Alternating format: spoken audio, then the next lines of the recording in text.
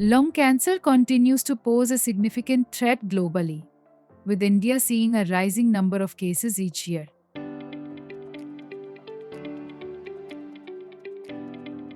That lung cancer is the most common cancer worldwide, but incidence as per the Globocon 2020 said the in India every year 14 lakh new cancers comes, and there is a 9 lakh death every year as per the due to the cancer. But as per the lung cancer in India every year 81,000 lung cancer comes, and these are the most that common lung cancer in world, but in India this is the second most common cancer after the lip and oral cavity cancer. So if you can say that every out of every 100 cancer in the India, sixth one is the lung cancer, and out of the 100 death in the lung that India due to the cancer, eighth one is due to the lung cancer. So also the incidence of the lung cancer in India is rising. Lung cancer risk is influenced by a variety of factors, with smoking being the leading cause. Smoking, both active as well as the passive. The patient that people who is smoking is having the high risk of the lung cancer, but patient that people who is sitting beside the patient, that people that family members, that is the passive smokers, and domestic and biomarkers, fuel exposures, occupational hazards, and that indoor air pollution.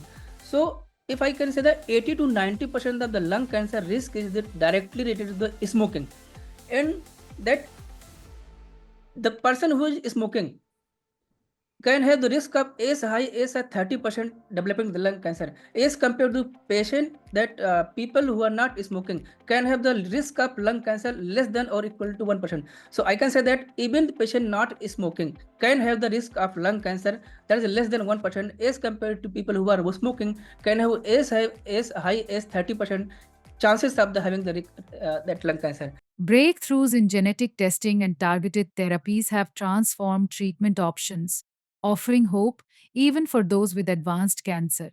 Now coming to the most common presentation, how we can say that is lung cancer. So there's different presentation. So in India, most that presentation is the advanced stage. Patient come with a stage 4 lung cancer.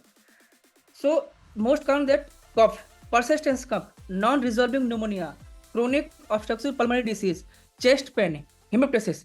That means patient may have the blood during the coughing, non-resolving pneumonia with lot of antibiotics, 3, 4, 5 weeks, not resolving that cough and that all chest pain.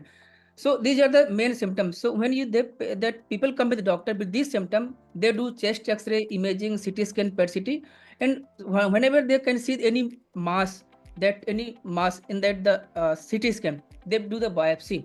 So biopsy will change the diagnosis, will change the treatment.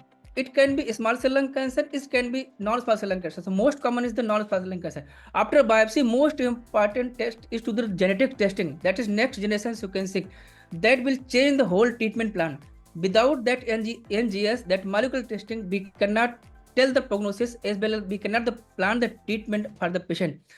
So after the biopsy, there is a driver mutation, that genetic testing. So we can say that these are the mutation. Around 60 to 70% of the patient lung cancer can have the driver mutation positivity. That means L, ROS, EGFR, RAT. So we can say that before 5 or 10 years, the 5-year survival rates of lung cancer was around only 5%. That means out of the 100 patients having the lung cancer stage 4, only 5 can survive beyond 5 years.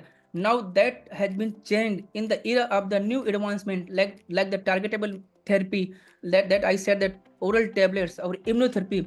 Now in this era, stage 4 lung cancer patient with chemotherapy can have 5 years survival around 15%, and with immunotherapy it can go as high as 30%. That means with immunotherapy out of 100 stage 4 lung cancer, 30% can survive beyond 5 years.